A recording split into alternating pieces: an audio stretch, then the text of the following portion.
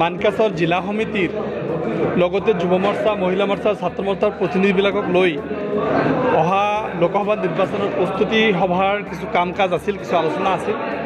সেইখিনি আলোচনা আমি কৰিলোঁ আৰু যাতে নিৰ্বাচন কেনেকৈ আমি লৰিম, ৰোজাৰ মাহত কেম্পেইন কৰিব লাগিব, ৰোজাৰ মাহত আমি কেনেকৈ কেম্পেইন কৰিম, যুৱ মৰ্চা ছাত্ৰ মৰ্চা মহিলা মৰ্চা কেনেকৈ কামত লগাম, GP কমিটিবিলাক কেনেকৈ কাম কৰিব, বুথবিলাকত কেনেকৈ কাম হ'ব, সকলো বিষয়ে আমি আজি আলোচনা কৰিলোঁ আৰু এই সম্পৰ্কে আমি কিছু সিদ্ধান্ত ল'লোঁ আৰু কিছু কথা আমি ডিষ্ট্ৰিক্ট কমিটিৰ লগত বহি কিছু GPৰ ৰিপ্ৰেজেণ্টেটিভ বহি আমি সিদ্ধান্ত লৈ কেনেকৈ সমাধান কৰি অহা লোকসভা নিৰ্বাচনত আমি যাতে বিপুল ভোট দিব পাৰোঁ। আপোনালোকে জানে মাওলানা বদৰুদ্দিন আজমল সাহেবক আমি সদায় ইয়াত হায়েষ্ট ভোট দি আহিছোঁ, এইবাৰো তাৰ বিকল্প নহয়, এইবাৰ আমি হায়েষ্ট ভোট দিম ইনশাআল্লাহ। তো তাৰে এটা প্ৰস্তুতি সভা আছিল, যিহেতু লোকসভাৰ আমাৰ কি কয় ৰোজাৰ মাহ আহি আছে, তাৰ আগতে আমি যেতিয়া বহি ল'লোঁ, সেই বহি আজি সেই আলোচনা হ'ব। ঠিক আছে, না মানে পাখি কটা নেতাবিলাক এনেকুৱা বক্তব্য দি থাকে, সত্যবোধ কৰি যাক আমি ইউনিভাৰ্চিটিত পাইছোঁ, ছিনিয়ৰ মানুহ ভাল মানুহ, তেখেতে ইমান পাতল কথা কৈছে মই ভাবিব পৰা নাই।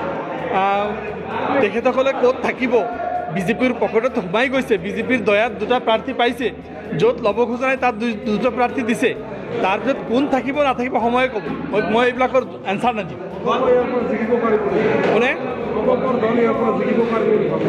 এইটো আপোনালোকে নিজক সোধক যে অগপৰ নিজক সোধক যে অগপৰ অৱস্থাটো কি, ধুবুৰীত অগপৰ সংগঠন ক'ত। যোৱাবাৰ অগপৰ পৰা MP প্ৰাৰ্থী লৈছিল, তেখেতৰ নিজা সমষ্টি 2,36,000 ভোটৰ মাজত 32,000 পাইছিল, তাৰ 2 লাখৰ ওপৰত ভোট তেখেতৰ এগেইনষ্টত আছে।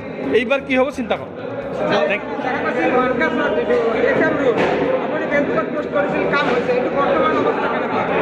মানকাছৰ HM ৰোডৰ যিটো অৱস্থা, মই কাম হৈছে বুলি কোৱা নাই। মাননীয় মুখ্যমন্ত্ৰী ডাঙৰীয়াই এছেম্বলিত প্ৰতিশ্ৰুতি দিছে, কেবিনেট ডিচিশ্যনত পাছ হৈছে, তাৰপিছত টেণ্ডাৰ হৈ গৈছে।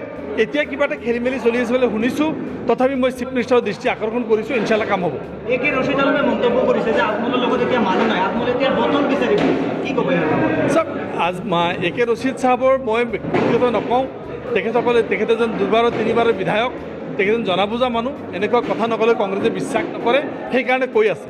কংগ্ৰেছক সন্তুষ্ট কৰিবৰ কাৰণে এইবিলাক কথা কৈ আছে, আমি এইবিলাক চিৰিয়াছলি লোৱা নাই। হা